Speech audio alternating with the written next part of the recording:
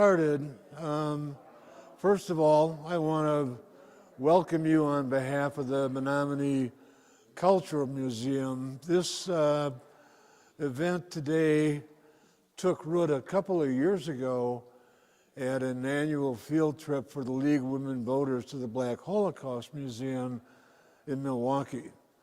And the person that organized that particular program and this one is no longer employed by the League, so there have been some changes since Maria Douglas started as the representative for multi-diversity and other issues. So we kind of lost contact with the League, but we had set it up so that the invitation for this event went out to all the members statewide for the League of Women Voters.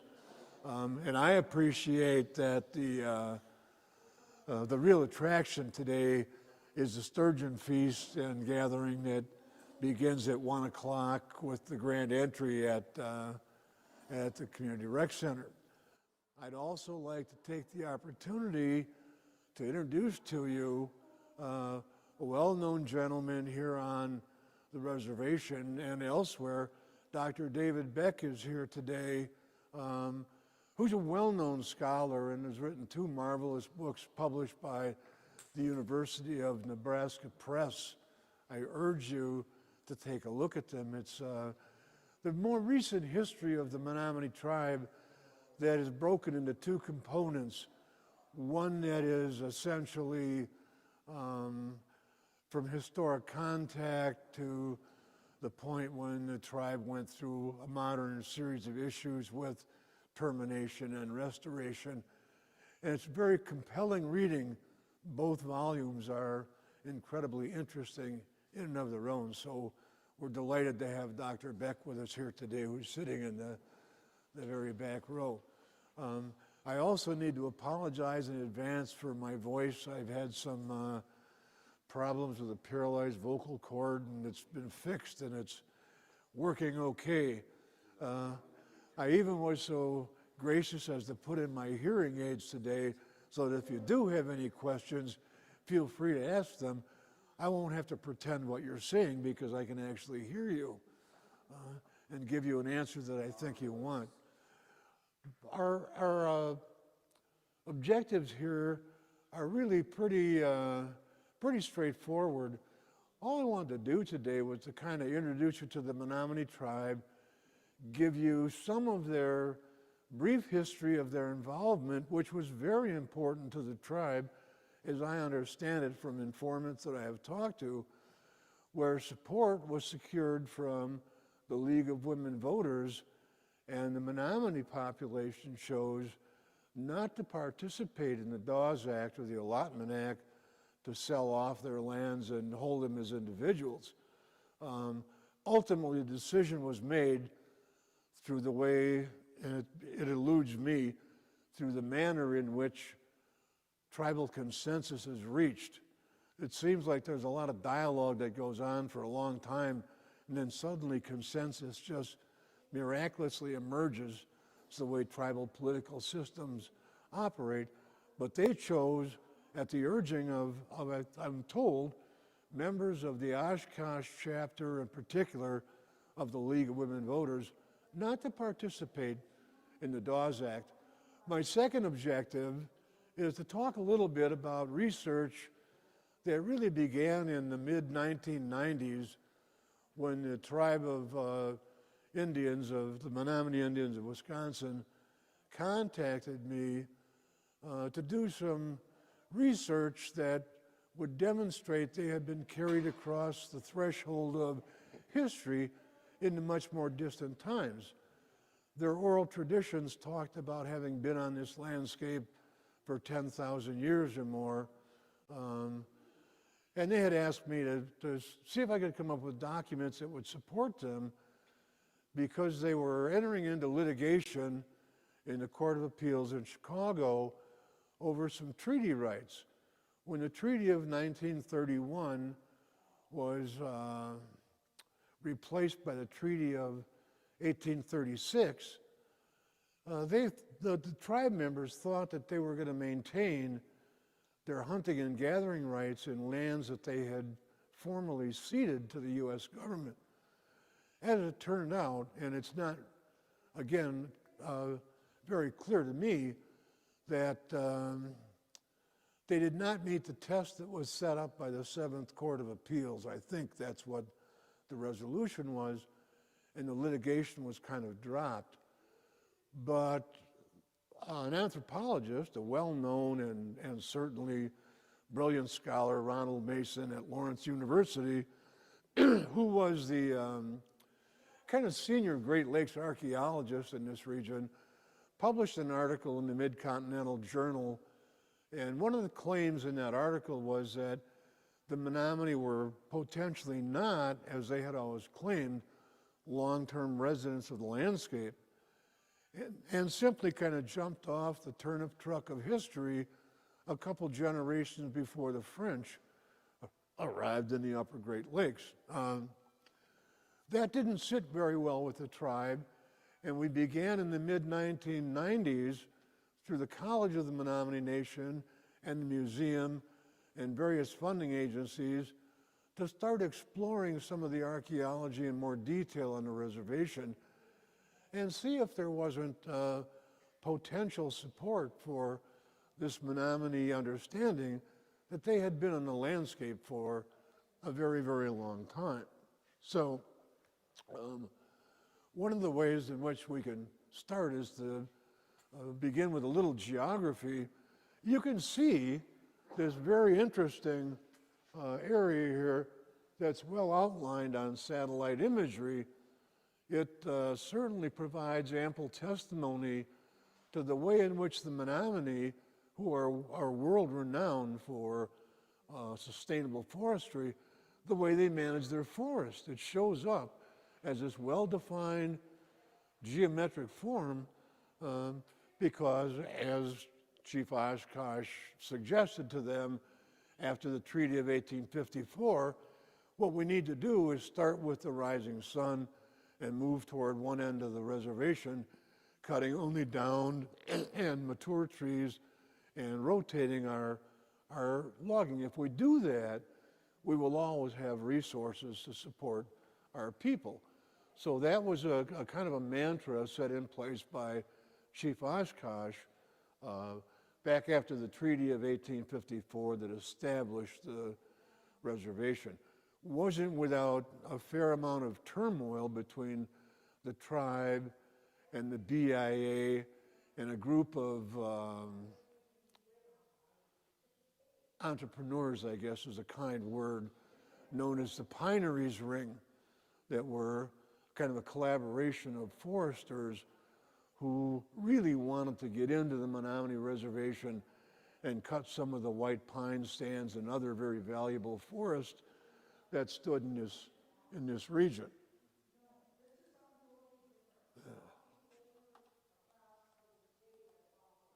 Now, a little bit more geography. Some of the areas we're going to be talking about, the mouth of the Menominee River, for example, is a place that's really storied in Menominee lore. It's where their creation takes place. The Menominee River at its mouth is to the Menominee people what Bethlehem is to Christians. It's a sacred place that has religious events, creation that result in the formation of the Menominee as a group, as a people, as an identified bunch. This area along the shoreline is known as the Menominee Shoals, and the Grand Menominee Village is up here at the mouth of the river. There's also an area north of the mouth of the river where the tribe has been embroiled with state agencies and federal agencies over the potential establishment of a massive sulfide mine on the Menominee River right in the midst of what is known to Menominee elders as the Dog's Belly. Its local name is 60 Islands, and again, it's a storied place in Menominee lore, and there's tons of historical documentation. For example, in the beginning of the 20th century, the village of the Epiphany at Chalk Hill had 300 and some people that occupied that location up into the 19 teens. There were still people living there. Ultimately, it was inundated by one of the dams. There are dance circles and mound groups and village sites and garden beds and all other kinds of archaeological evidence that indicates this reach of the Menominee River was a key area in Menominee history and prehistory going back essentially about 10,000 years.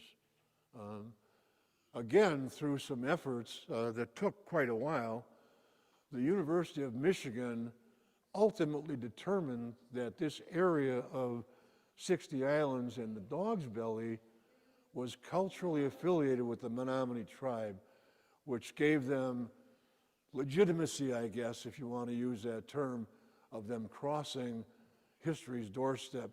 It just took us from 1995 till about 220 to do that. We weren't very efficient, but we had to go through a number of incredible hurdles along the way to actually get that done. We're still kind of dancing with the National Park Service and two state agencies to get the 60 Islands area declared as a National Historic District.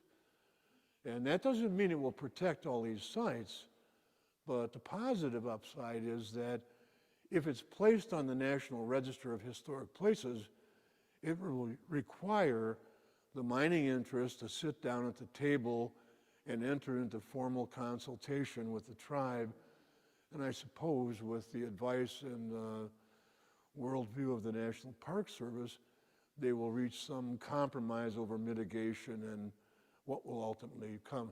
There are also a number of environmental variables that enter this whole thing, but the bickering has been going on for about 6 or 7 years now, and there's really no end in sight. Other places that are important that we can talk about, the mouth of the Oconto River, Duck Creek that now flows through the Oneida Reservation, which at one time was Menominee land that was sold to the government and then the Oneida, and then lost under the Allotment Act, and now is in the process of being repurchased by the Oneida tribe.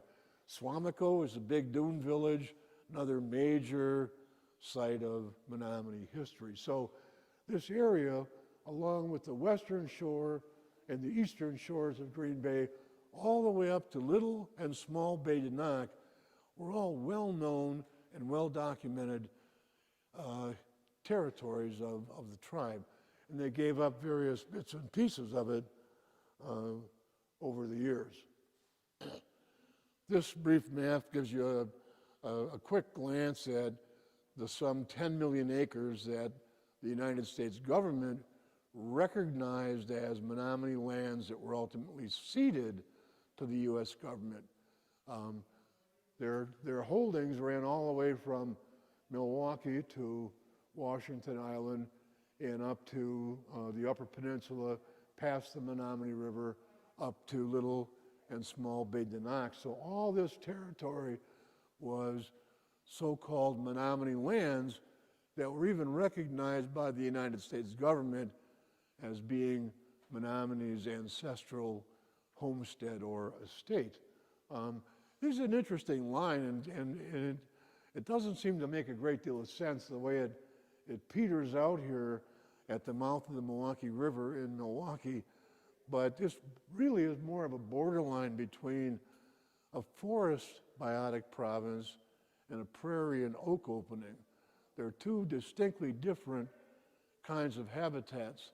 The Menominees appear to have always been, so far as we can tell, people of the forest, where their comrades on the landscape, the Ho-Chunk, or known to many people as the Winnebago, were people of the Prairie Peninsula and more open river valleys. So they have very different kinds of social organization, very different kinds of adaptive strategies about how they make their living.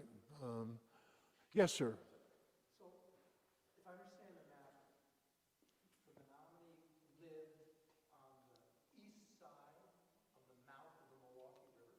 Yes. That's where I live on the west side of Milwaukee. I'm sorry. No, The east side. and they lived on the east side. It's on the east side. Now downtown, Well, there's a Menominee site downtown. It's on the Menominee Valley, which is in the city of Milwaukee. It's actually west. It's on the Kinnickinnick Basin. Yes, and it's well known.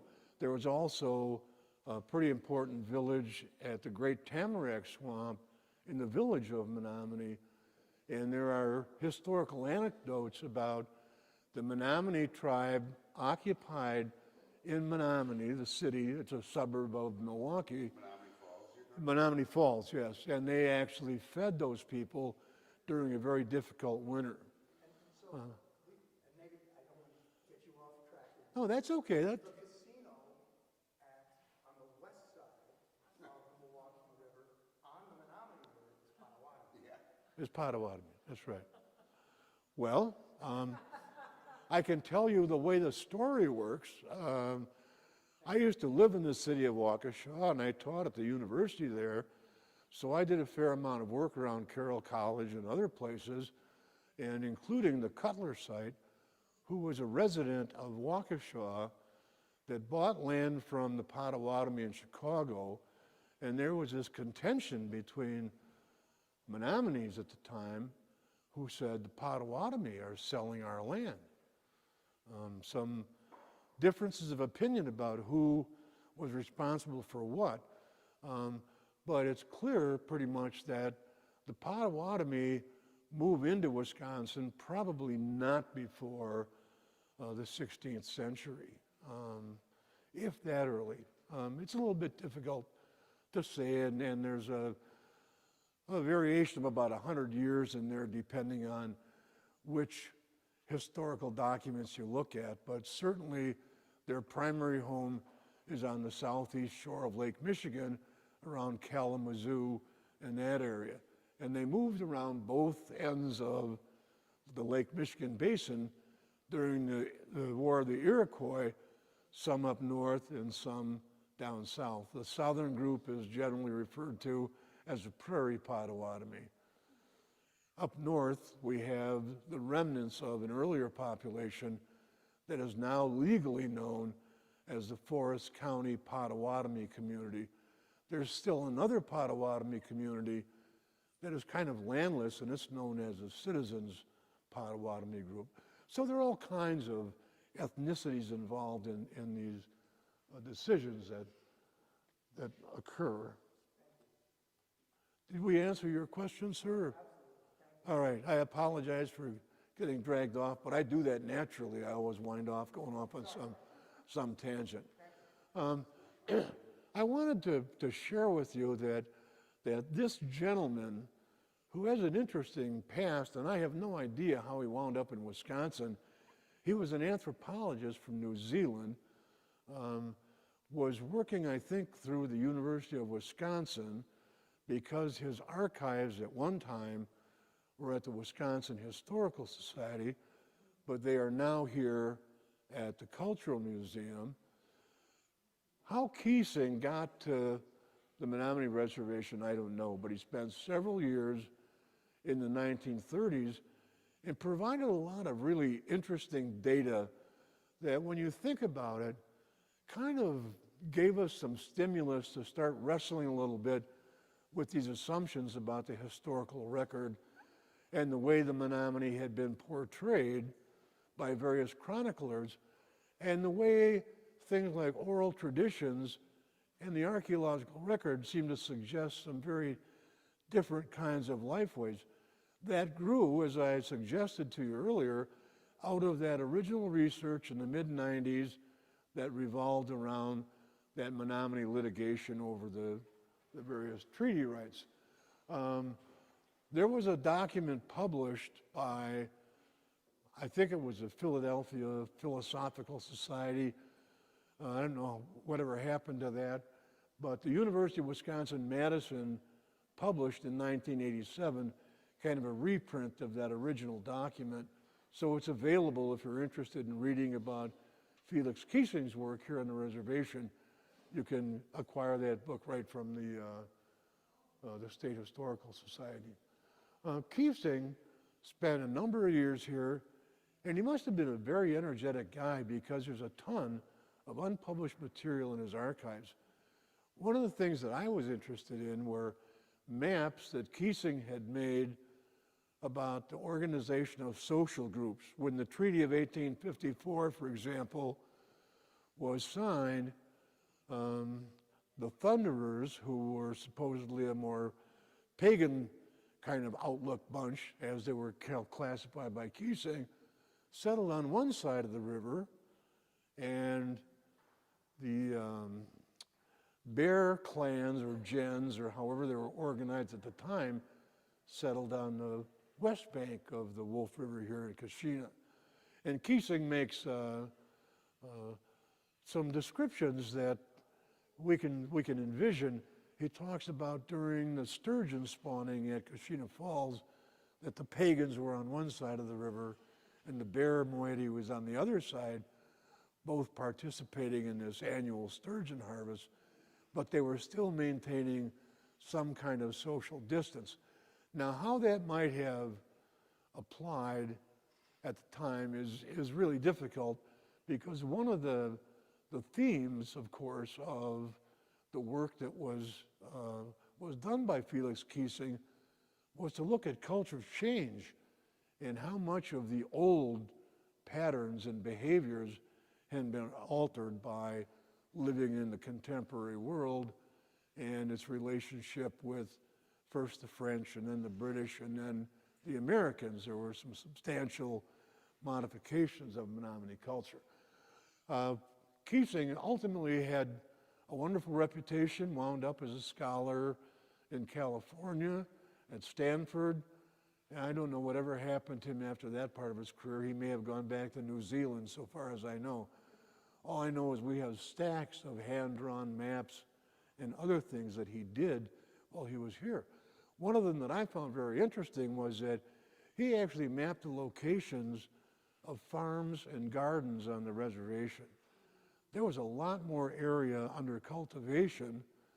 A farm was a cultivation that consisted of more than 3 acres, while gardens were less than 3 acres. That was his dichotomy of identifying them. But they were scattered all over the reservation, and it was clear that at one time there was much more emphasis placed on food production than we thought. I went back through Murdoch's records on the human relations area files and found out that the Menominee actually contributed more in the way of garden produce to their subsistence than the Ho-Chunk did. And it's the Ho-Chunk that were always considered to be the agriculturalist kind of par excellence and associated with all the garden beds and raised fields in Wisconsin. Again, this is one of those kind of generalizations that we found out to be absolutely untrue when we started looking closer at the archaeological record. Now, there wasn't a tremendous amount known about the Menominee people. There was a fellow who came here from the Smithsonian, a doctor, who decided he wanted to study the medicine lodge. And that's why he came here. But because the Menominee were so poorly known at the beginning of the 20th century, in the 1890s, the good doctor decided to write a much more formal ethnographic study that was published by Walter Hoffman in the Bureau of American Ethnology in 1896, I believe, that was probably the earliest and most complete record of the Menominee as close as they would have existed to earlier times. By the turn of the century, after 1900 or so, things really radically changed. One of the things that Keesing provided us with, and I'm not going to read this to you because you can all read for the most part, but point being that even Keesing recognized that one of the social organizations that had some impact here on the reservation was the League of Women Voters. This was early on. Don't forget, Keesing is here in the mid to late 1930s, and he's quoting from a description of the activities of the League that were provided to him by one of the members. I got news for you. There's still unrest about the way the forest should be managed and how much logging should be done and this kind of stuff. It still is an issue that's debated on the reservation. It was being debated then. League of Women Voters was paying homage to, well, even the Economics Committee can't handle the forestry, and we're arguing about it, and we need to get some of these things settled. But they've maintained their sustainable forestry throughout a long time following acquisition of the forest from the federal government by an earlier lawsuit when the tribe sued the Bureau of Indian Affairs for mismanagement of the forest and won a multi-million-dollar lawsuit that actually, more importantly, gave them control of management of the forest. Takeaway here is that it was quite a hopeful beginning to the League of Women Voters. Yes, ma'am. We know this because Jessie Jack Hooper of Oshkosh, who was the first League of Women Voters president for the state, worked for the Menominee Yes. and women, and they asked her to lobby on their behalf in Washington, D.C. So she was an Oshkosh woman and worked very closely with the Menominee. Yeah. I think again, it's difficult to understand everything that went on in detail back in the 20s and 30s, but the end product, that if this is all true, and I have no reason to assume that it's not based on the historical record and the oral traditions, several people have said, yeah, if it wasn't for the League of Women Voters, we originally were going to opt out for the Dawes Act and break the reservation up into private holdings, kind of the 40 acres and a mule type event, which was really just one more of a series of planned forced enculturation for the tribe to get them moving in a civilized life way, meaning they all had to become European-based farmers in order to become citizens. So that was part of the undercurrent that flowed along at this time. In any event, there were other nuances. We don't know for sure. These ladies provide you with some notions about fashion during the 20s and 30s. They don't look to be ecstatic about all the successes they've seen through, but it was a substantial group that had some impact here, getting the attention of, I'm assuming at the time, I would have to go back and check the record, but I'm assuming that the legislature at the time was probably male dominated. And so, well, I mean, again, you can check that for yourselves, those records exist, but I'm assuming it was male dominated. And this group represented something about the politics of gender as well as ways of life on the Menominee Reservation, which I found very interesting because I heard the same kinds of stories about gender disputes going all the way into the occupation of facilities over at Gresham with the novitiate, that there were problems in, and some stories of how, I won't tell you who the people were that told me because we've got to protect their reputation, but they said the reason for the takeover of the novitiate is that there were a bunch of guys sitting around in the war bonnet and they were angry at all these women that were dealing with the government, so they wanted to make a show of male ego, and that's why they took over the novitiate. Is that true? I have no idea. It's just one of the stories that I've heard from people who are a little bit outspoken. You talk to enough people on the reservation, it's interesting how many different interpretations of events that have gone on in the past that we think about with very narrow kinds of viewpoints, and yet these indigenous people who have lived through these events, and dealt with the situations in their own families have different perceptions of what actually went on. Anyway, I don't know if hats were required, but possibly that was one of the membership objectives. There were some other, the earliest account I could find was in the Menominee Tribal History Guide, where Lily Oshkosh, the president, was involved in some things. 1925 through 1939 is a pretty extended time period when the League was active.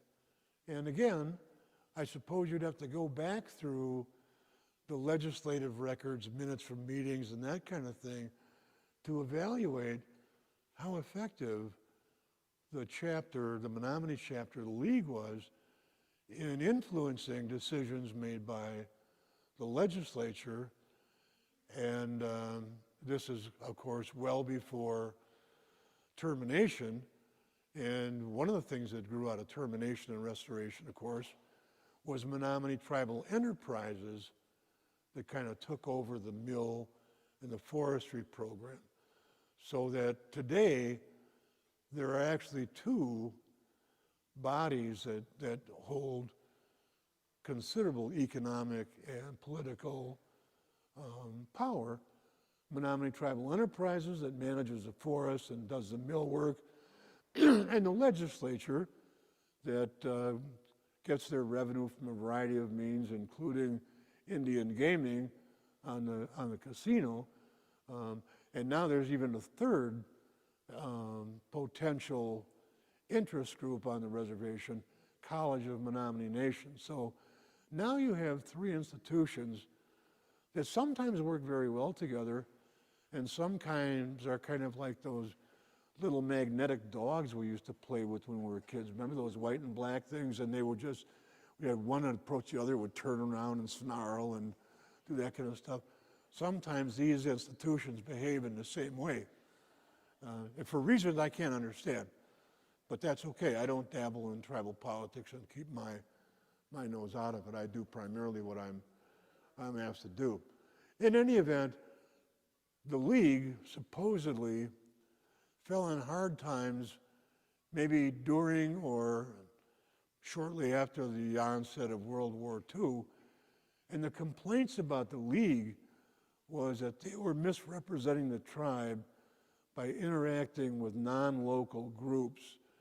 And I guess that makes a certain amount of sense too, that there were forces here on the reservation that felt they were usurping power and authority from the tribe by going out and interacting with county groups and state groups and the university, because there was a lot of involvement with university professors coming here to lecture to members of the League, and the League members going to the various universities to be involved in meetings and things. So it kind of fizzled out, and before the end of World War II, the League was really no longer active. But again, I don't have specific information about when it ceased to function. You folks probably know much more about that than I do. All right, now we mentioned the Dawes Act, the Allotment Act, and again, depending on how you look at it, Dawes supposedly sponsored this act. He was a senator from Massachusetts. Became known as the Allotment Act, and the idea was to provide each family or adult individual with X amount of land that would be held in private title, and they would, I don't know how they would dissolve the reservation or the tribe or whatever.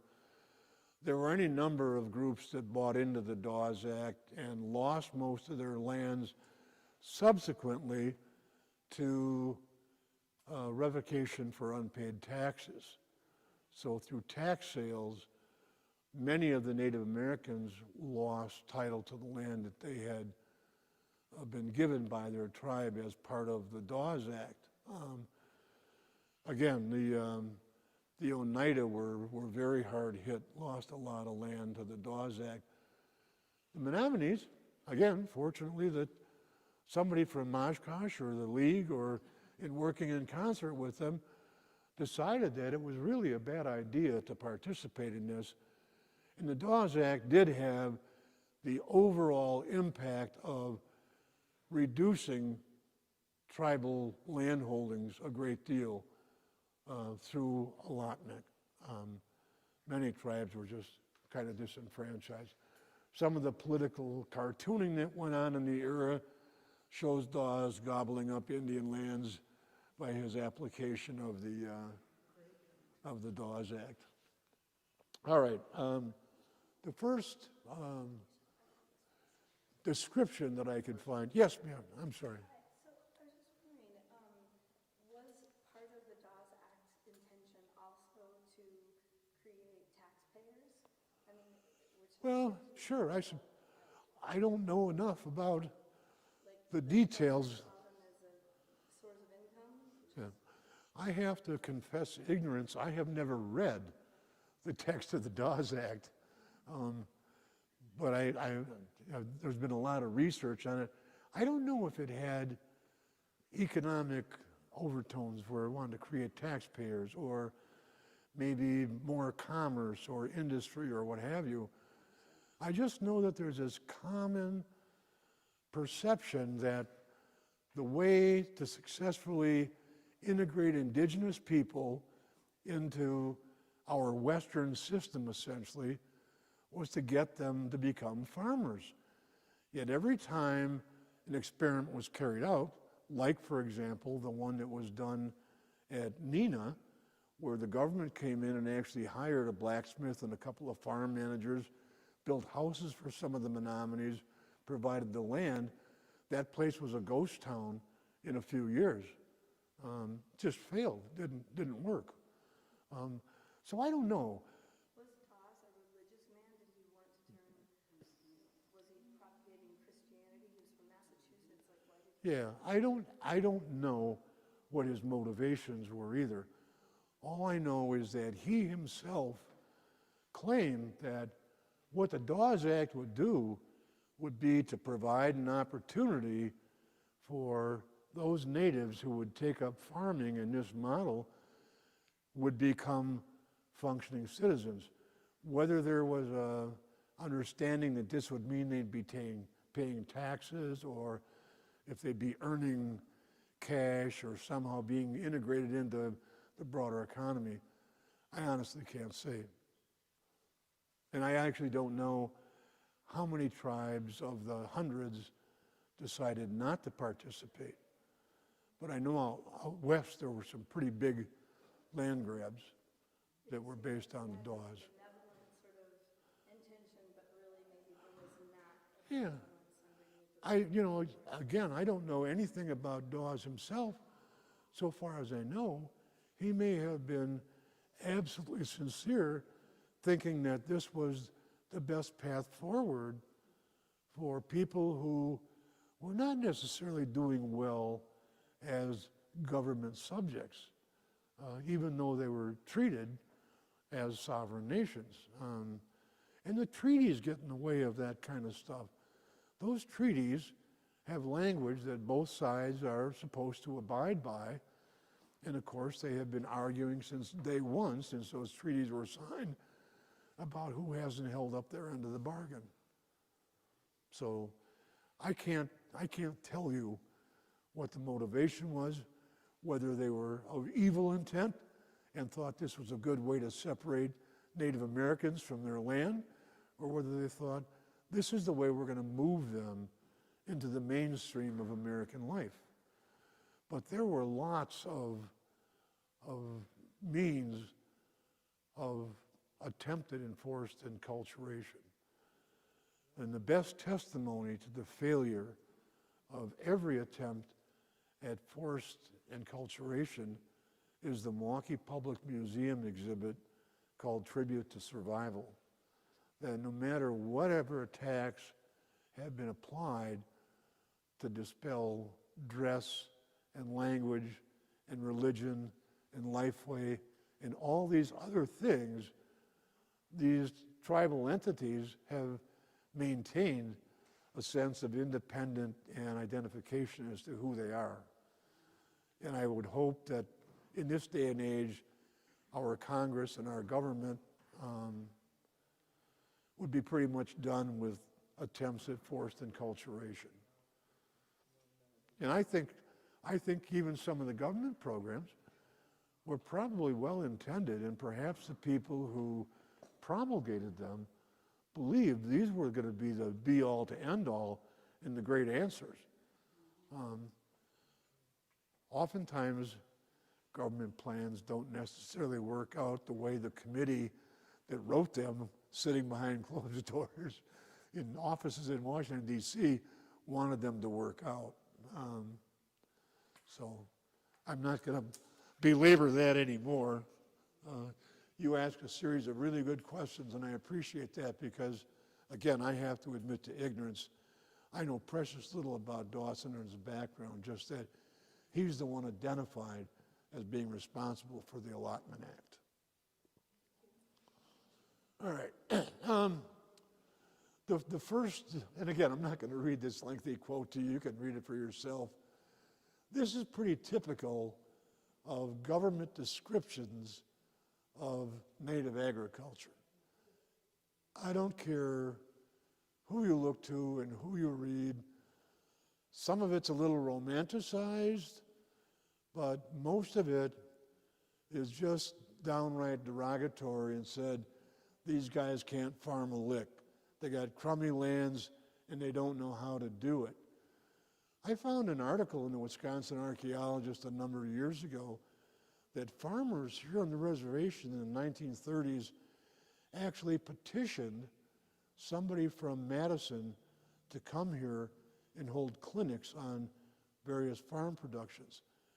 There were so few English speakers on the reservation in the 1930s, they had to hire interpreters for the folks from Madison that came here to explain how to farm to these folks that had been farming here on the res for 1,000 years, doing a pretty interesting job, and I'll show you what that is. In any way, their land is worthless and their knowledge doesn't exist is the takeaway that you can go away with from this particular quote. There were some other historical anecdotes about their farming. One of them that's kind of romanticized is this quote from Emma Blair, who talks about these hunters and gatherers look down their nose at agriculturalists. They're far too caught up in their own way of life to invest any time and effort into controlling their own resource. And you see this language, the Indians are always interested, are more interested in the chase than putting down roots anywhere. They just love the chase. So a lot of these stereotypes are kind of built into the commentary. Whittlesley, who for the most part seems to be a fairly objective chronicler, he's just doing a status report on the countryside. And he gets over to Duck Creek that we talked about on the southwest shore of Green Bay and talks about miserable patches of corn on some of the low grounds. So it's not very good. And their lands are not well suited for farming, nor are they good farmers. Time after time after time after time, that's the viewpoint that we get for Native Americans all the way up into the next century. The first real study that pays some opposition to those generalizations is Dr. Hoffman's work that's published in the Bureau of American Ethnology in 1896.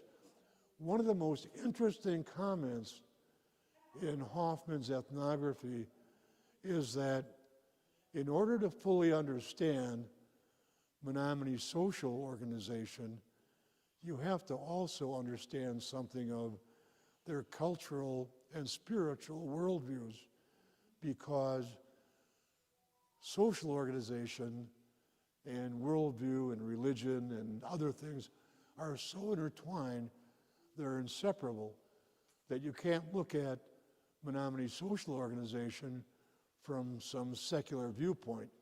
You have to have knowledge of these spiritual systems and guides. It was a wonderful project. I'm glad that he brought it to fruition. There are a lot of good photographs, a lot of material was collected at the time. And shortly thereafter, and Dr. Beck has already weighed in on this issue, there was kind of a philosophy amongst ethnologists that at the turn of the century, native crafts and things were disappearing. And so museums were kind of hell-bent on getting out amongst the indigenous people and collecting artifacts, material culture for museums.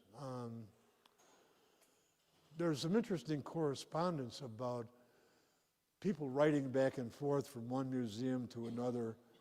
And I remember one from Arthur Cannonberg writing a letter to Charles E. Brown from the Oshkosh Museum to the State Historical Society. And he's talking about how he fleeced the Milwaukee Public Museum out of some objects, and he was very proud of that he was able to hold sway and get these goodies for his museum, so somebody didn't get into those. You can look at Dr. Beck's biography. There's some interesting reading about museums and collecting of objects, a very different kind of perspective than you might be used to. I highly recommend you taking a look at that. A lot of people were here on the museum between 1896, when that ethnography was published. The Oshkosh Public Museum, the State Historical Society of Wisconsin, University of Wisconsin, Milwaukee Public Museum, and others were here amongst people trying to acquire specimens. I don't know if they ran out of specimens, but by 1919, they had turned their attention to archaeology. And the primary culprit is actually this fellow, who's never given, I don't think, enough credit in the publication that occurred. But this good-natured gentleman on the upper right is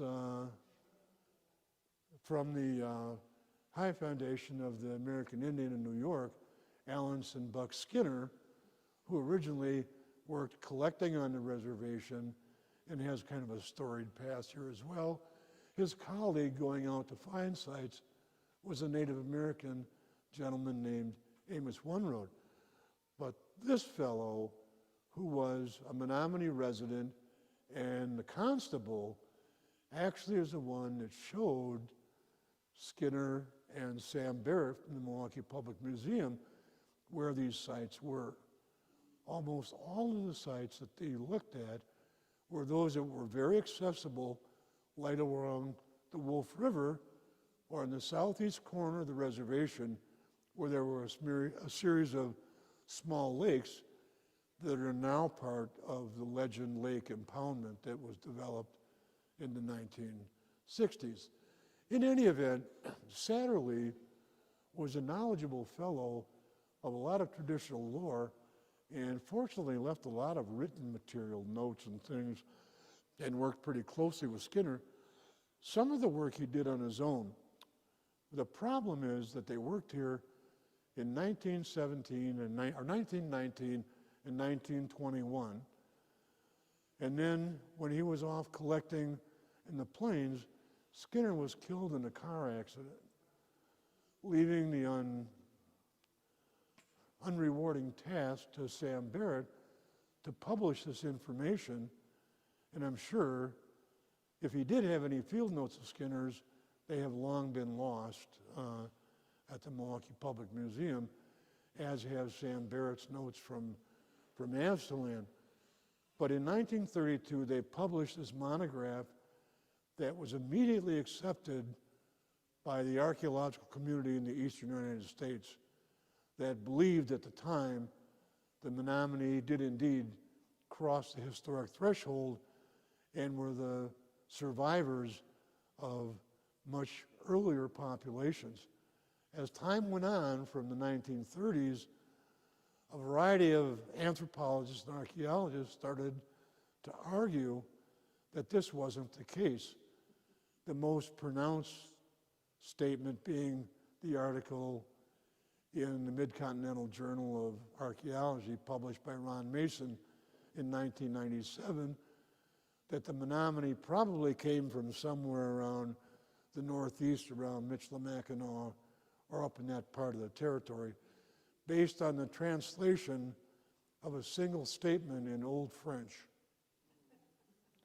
Could be true, but other possibilities come to mind, particularly since we've done a lot more work since this initial work was done.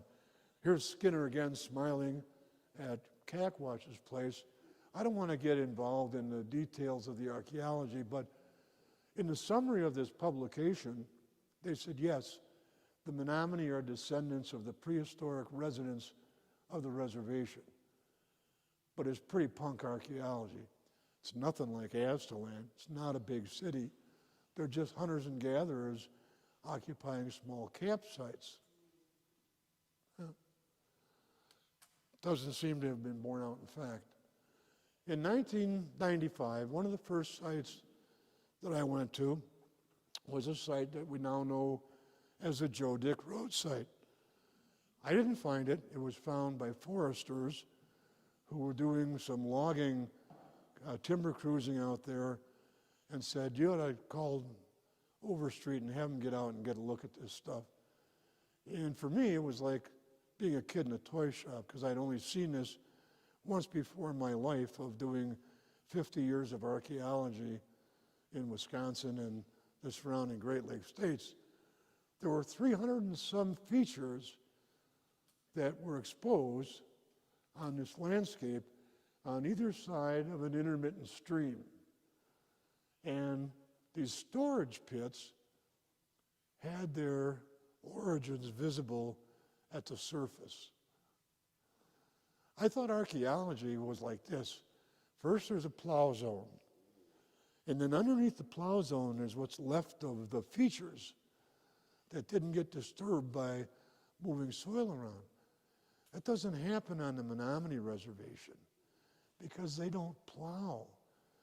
They don't prepare forests like the Nicolet forests with tools like rock rakers that bring these big steel fingers through the underground and haul out the glacial erratics so they can make mass plantings of poplar and red pine. That doesn't happen here.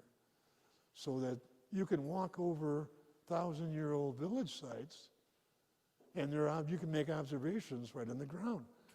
And these four areas that show up as blocks are areas where logging took place.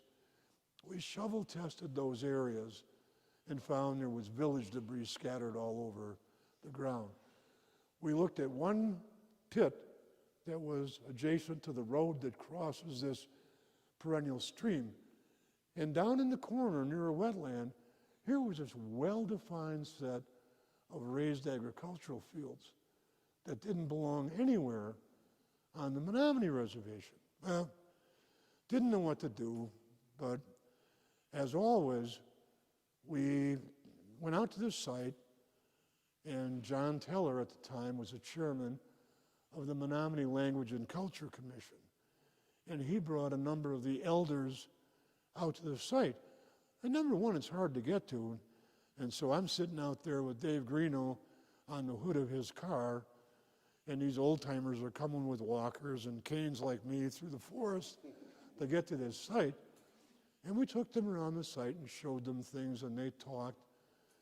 And they thought that the pits, or these depressions, might be associated with wild rice harvesting. And I said, well, the problem is, for the most part, these are in the highest and driest areas of the site. And if they were collecting wild rice out of this basin down here, they would have processed it right along the shorelines, like we have so much evidence of them doing around the shores of Shawano Lake. You process the rice close to where you harvest it. Otherwise, you got to take all this stuff you're going to throw away long distances. Not very efficient to do that. So it didn't make sense. They said, well, stay away from the mounds. There were several mounds, one of which had been vandalized and probably another one, but one that was 50 feet in diameter and 9 feet high was largely unspoiled. They also wanted to know what was being grown in the garden. Long story short, we excavated one storage pit in a 2 by 2 meter unit and found that in addition to the 300 and some pits that we had identified and mapped with a transit on the ground, in the 2 meter unit, there were other pits that had already been excavated and used and backfilled, so that a 2 meter square that showed only one pit on its surface origins actually encompassed 5 pits of various time periods. So if you multiply our 300 pits by 5, you get 1,500 pits. This isn't a pantry garden for Uncle Joe and his 2 cousins. This is some kind of community organization. Jeff Greeno, one of the foresters, ultimately found out that we had grossly underestimated, and there's a much larger part of storage features and garden beds that includes probably another 900 features whose origins are visible on the surface. So one of the things we learned about settlements from the Joe Dick Road site, that the notion that Barrett and Skinner had about small isolated camps didn't meet the map on the ground. Since that time, we have uncovered large village sites at Five Islands, at McKimmitas, at Cackwatch, at Sapashticum, at Joe Dick Road, and other places we haven't even looked at. Now, we're also talking about an era of about 400 years when the area was said to have been abandoned. Not true. It was never abandoned. That 500-year gap that Ron Mason was talking about is bogus. It doesn't exist.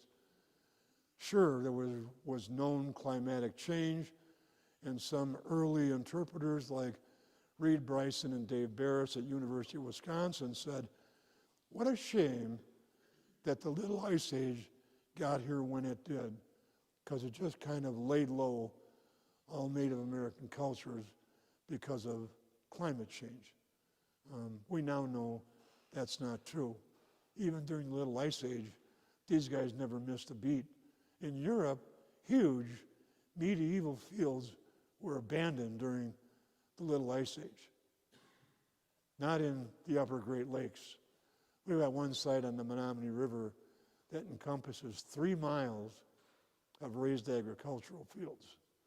Again, it's not a pantry garden for some isolated nuclear family.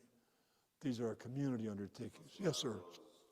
Garden beds had previous beds going different directions on Yeah, and you're absolutely right. That was another thing that we'd never even considered, and I'll show you a slider in a minute. We'll demonstrate. Apparently, these beds are being modified as the landscape is built and managed. It's not a passive relationship with these landscapes. The Menominee's ancestors were managing these landscapes, doing some pretty sophisticated things horticulturally or agriculturally. You can do a lot of things when you've got students. You can take them out in the forest and hand them rakes and say, I want you to clean off all this forest litter and get it out of the way so I can get a picture. And here you see what those dimples look like, those depressions in the forest floor, where 300 of them we mapped at the Joe Dick Road site with a transit. Yeah, and there's over 1,000 there for sure. We have a plan in the coming week, and we've done some of this preliminary work here. We're pretty old and feeble, but we were learning that people who are using contemporary technology can do things we never dreamed about. So we're looking at using drone-mounted precision LiDAR to map raised agricultural fields and storage pits on the Menominee River. There's a very small portion of them that are mapped, so we can compare the LiDAR coverage accurately with the maps on the ground. But it took them over 3 years with about 10 volunteers and some staff from Northern Michigan University to make these maps. We always do that. When we encounter raised agricultural fields, even if they're small plots, we make a detailed map because they do disappear. I've seen that myself on one of my deceased friends here recently, Jim Clark, grew up on a farm on shores of Lake Winneconne. And on their family farm, I remember visiting visible garden beds 20 years ago. And then in the last couple of years, we can't find them anymore. The trees have been removed, so they're in open grassland, and we assume that just the rain alone has washed them down so that they no longer appear as these ridges that you can see here. This again is a show me wow picture, and they've cleaned a lot of the debris out of the trenches. The leaf litter and other things collect there. That's part of the function, by the way. We think the ditches work as little micro organic traps to add organic material to the soil. Helps them manage moisture, does some other things. But it gets more complex than that, too. When we test excavated the garden beds, we collected them along their contours of the beds in 5-centimeter intervals. We collected matrix samples, bags of dirt, if you will. Some of the stuff goes to University of Wisconsin-Milwaukee, where they have a system known as an internal flotation device that recycles its own water. It's not much more than a 55-gallon drum with an air compressor tube on the bottom that sends air bubbles through the water, lifts the organic material like nut fragments and seeds, corn kernels, squash rind. It's skimmed off, and that's how we identify the plants that are grown in the gardens from macrofossils, parts of the plants themselves. We also collect soils. We worked with the Smithsonian Institution and also a group called Midwest Ethnohorticulture. They identify plant phytoliths and also starch residues. And that's how we know that they were growing corn, maize, if you will, and squash. And maybe chenopodium and probably beans. So we're starting to get an understanding of the crops that are supporting these people. There are probably others. What I wonder is if we're looking at a system that we really ought to be calling agroforestry, because this is cultivation within the confines of a hardwood forest. Number one, if you go back to AD 800, which is about our earliest radiocarbon dates, you'd have to clear these forests by girdling the trees, killing them, knocking them down, burning them, incorporating some of the incompletely burned charcoal and organic material into the beds, because again, some of the people have told us that, well, biochar is incompletely combusted with charcoal. And if it's incompletely combusted, it's a home for microorganisms that are very friendly to corn. So these people, by adding charcoal or biochar to their plants, are doing some interesting stuff. Yeah, here's what Ryan was talking about. You can see this dark line coming up like this, and then there's kind of an encircling mixed brown zone. And then above that, there's kind of a dark layer. This is a planting surface that's organically enriched. This is a buried planting surface that's coming up, and these garden beds are stacked one on top of each other. We never contemplated encountering something like that. They're actually raising the landscape. They're building, they're managing the landscape. Here's another good example from the Joe Dick Road site. Up on top, here's the most recent landscape. See this little brown zone? Somebody brought some mixed fill in there and covered another planting surface below it. And then from here, it's really hard to discriminate, but these are two separate soil zones. One is mixed fill that was dumped on the old surface to raise this. So we've got the old A horizon, or humus, of buried soil, in our terminology, a paleosoil. So these guys are increasing the landscape. When I first worked, well, I'm sorry. How old is this? This site we have radiocarbon dated on organics from the buried landscape that farming started right around 800 AD. At least the construction of raised fields started then.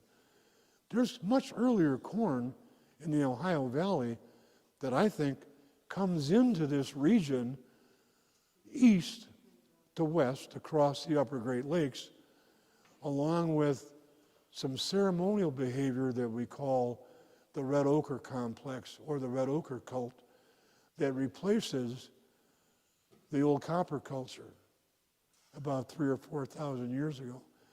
That's when corn is first coming in here, but it's not a significant plant until about 800 or 900 AD. And then suddenly everybody is growing corn. The old model was corn makes its way up the Mississippi from Cahokia and the middle Mississippian sites in the American bottom. It's coming from the east, from the Adena complex and Iroquois ancestry across the Great Lakes. How could all those botanists have been wrong all these years? Well, I guess they were. All right, another puzzle that turns up is after about 900 AD, in all of the sites we find two types of pottery that are very dissimilar. The one on the left is a typical late woodland pot. It's grit tempered. It has very complex textile designs on it. If you look at some of those knit Menominee bags as you walk through the museum, you'll get an understanding of how complex these textile impressions are. Apparently, the way they decorated pots was to use some kind of open weave macrame-like things, lay them over the shoulder of the vessel, burn them off when the pot is fired, and you have a negative of the textile. So you can reconstruct the textiles by taking plasticine impressions, reverses them. Again, there's people that do that for a living. They look through a microscope and they'll tell you how the fibers are all twisted and twined and what kind of weaving system it is. Pretty neat stuff. We also get smooth, plain surface pottery that is rarely decorated, and when it is, it generally has bold finger-trailed lines. It's shell tempered. Now, the temper generally is mixed in with the clay so that when it's fired, the pot doesn't explode or crack or fall apart. It keeps it held together. But they're very different kind of technologies. The chemistry of the shell-tempered stuff is different because you have to include salt in the batch of clay that you're mixing up to make pottery from. So, to be honest with you, I don't know what's going on with this, but here's what I think. I think that the Ho-Chunk's ancestors bring in shell-tempered pottery. The earliest shell-tempered pottery in Wisconsin dates to about 900 to 1000 AD. That's the kind of stuff we find in these Menominee sites. There is only one ethno-historical account by a Menominee about manufacturing pottery, and that was provided to Allenson Skinner, who published a quote in his 1921 publication on Menominee material culture. The Menominee elder told him that when they made pottery, they crushed up shell and mixed it in the clay and would only make pottery on dry, sunny days. So the only account that we've got in the historical record of the Menominees manufacturing pottery was this shell-tempered stuff. Did the growing importance of maize horticulture spell the end of these kind of complex textiles? A well-known anthropologist from Iowa has said that, and he uses the Menominee women as an example, he said that their work and their political roles become very, very important after about 900 or 1000 AD with the intensification of corn horticulture. And their labor is now really valued by the community. What Dave Ben said was that they stopped making these really detailed Baroque textiles because they don't have time for it anymore. So are we looking at a transition from one pottery type to another? Or are we looking at simply, here's something that some of the Ho-Chunk traded off to the Menominee when they encountered them? There's some hints in the Menominee creation story about meeting the thunderers who come from the south and bring with them the gift of corn in their stories about their creation. Some people say maybe this represents diverse groups coming together, and maybe the Menominee and some of the Ho-Chunk ancestors are forging together, and that's what becomes known as the Menominee people during historic times.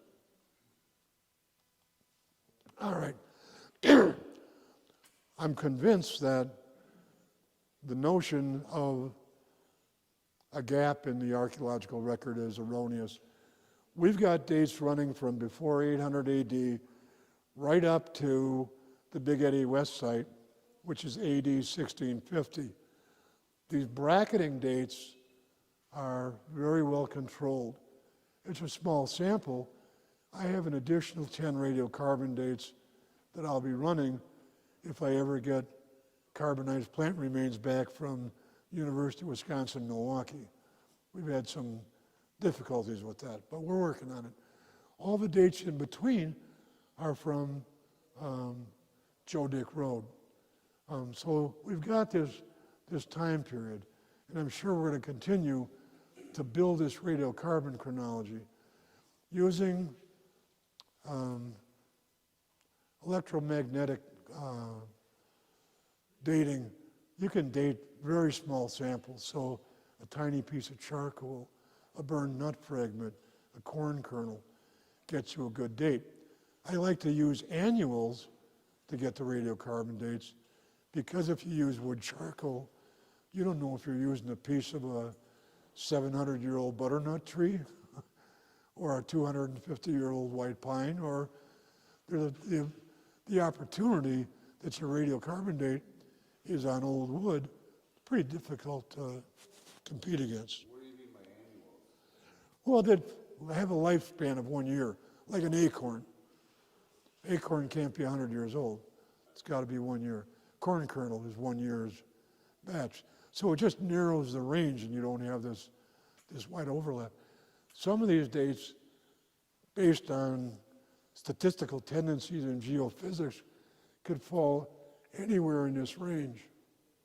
And in fact, because of the radiocarbon calibration, I don't want to get into this, but radiocarbon dating is not everything that Libby thought it was going to be. It was based on the assumption that the amount of radioactive carbon in the Earth's atmosphere is constant. That's how you can measure back through time. We now know that the amount of radioactive carbon varies with sunspot activity, increases and decreases. So you can calibrate the radiocarbon curve to deal with these fluctuations in sunspot activity. It's all Greek to me. Anyway, so we've got a pretty good range of time involved. The Little Ice Age begins at roughly 1350 to 1500 AD. That's at the time we get the most intense occupation of Upper Mississippian around the Oshkosh area during this. Dave Barris and his colleagues at the University of Wisconsin, Reed Bryson, felt that there really wasn't much going on during this time period because the Little Ice Age was so severe, it truncated a lot of these groups. They had to move out of these areas. Not the case. We have ample evidence that they never used to be a farm right through the Little Ice Age. Partly, northern dent corn, flint corn, these guys were also plant geneticists that had 1,000 years to manipulate local names. And I'm sure they're selecting the earliest maturing stuff, and they're pushing back that horizon, that boundary of corn horticulture all the way into the upper Great Lakes during this severe climate time period. Not dummies. Crummy lands, and they couldn't farm. All right, so we're really low on the learning curve, and I'm embarrassed to admit to you that we've been at this now for 20 years. But there are some things that are pretty interesting. For example, you have to look at these sites as part of a managed landscape. They are building landscapes by altering their soil profiles, their conformation, their chemistry, they're organically enriching them. What's really interesting is that some of the soils really are crummy, but by adding soil amendments, ash and charcoal or biochar, if that's really what it is, there's people working on that problem too. Annual burning to manage the landscape. These guys are some pretty sophisticated farmers. These garden beds occur on virtually every landscape position. Some are right down on the river. Some are on big upland sites. On the upland sites, I showed you that one with that kind of mixed brown zone. The Smithsonian contacted me on one of the sites we were working on, and the woman that I was dealing with, who developed the phytolith technology in the first place, said, I'm a tropical plant horticulturalist, but I think there are some kind of wetland grasses here that it could be wild rice. And I said, no, it's not wild rice. This is an upland site. Then we realized from our work at Joe Dick Road, they were going down into the bottoms, collecting muck soils, bringing them up, and slathering them on the garden beds. They were enriching the organic contact. The takeaway is that the Menominees that initiated raised field agriculture may have done so on poor lands, but when they abandoned them, they were much more fertile than they were when they were first being cultivated.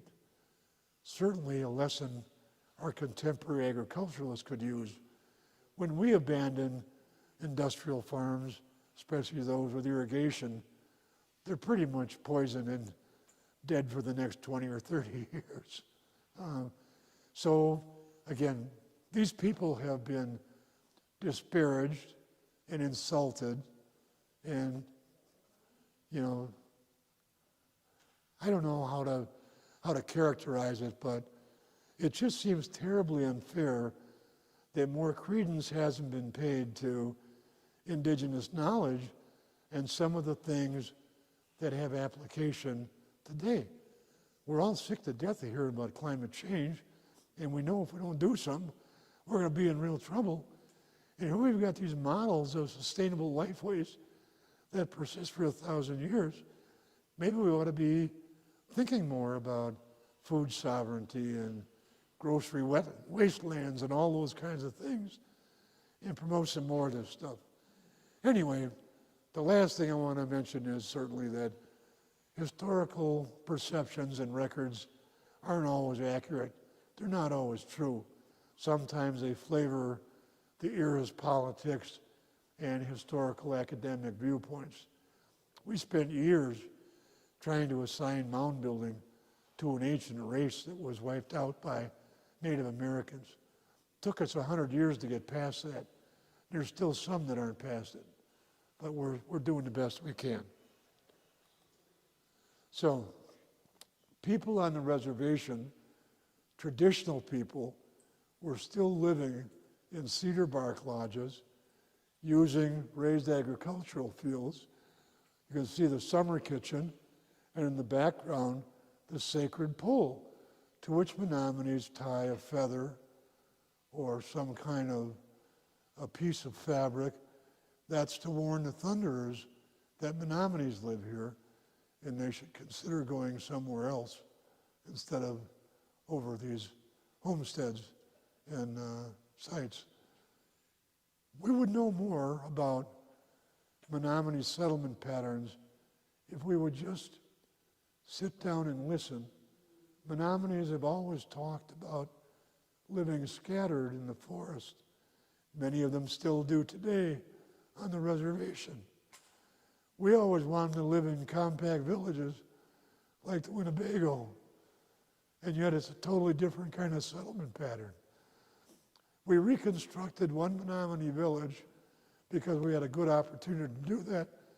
In the village is an agricultural settlement that covered about 3.5 square miles.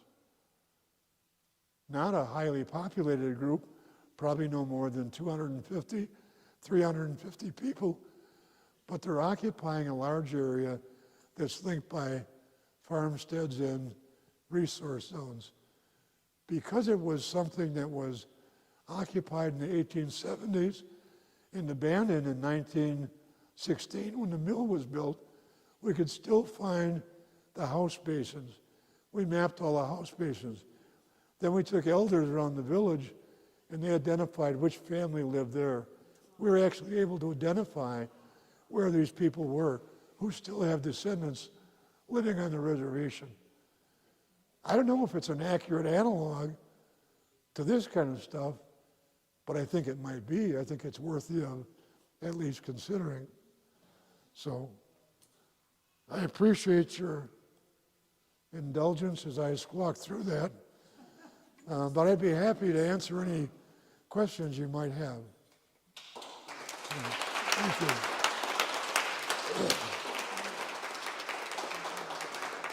Who would have thunk it? A couple of years ago, when Becky Alegria handed me a photograph, I took it home to my wife and said, "This is really cool." I said, "There used to be a chapter of League of Women Voters on the Menominee Reservation."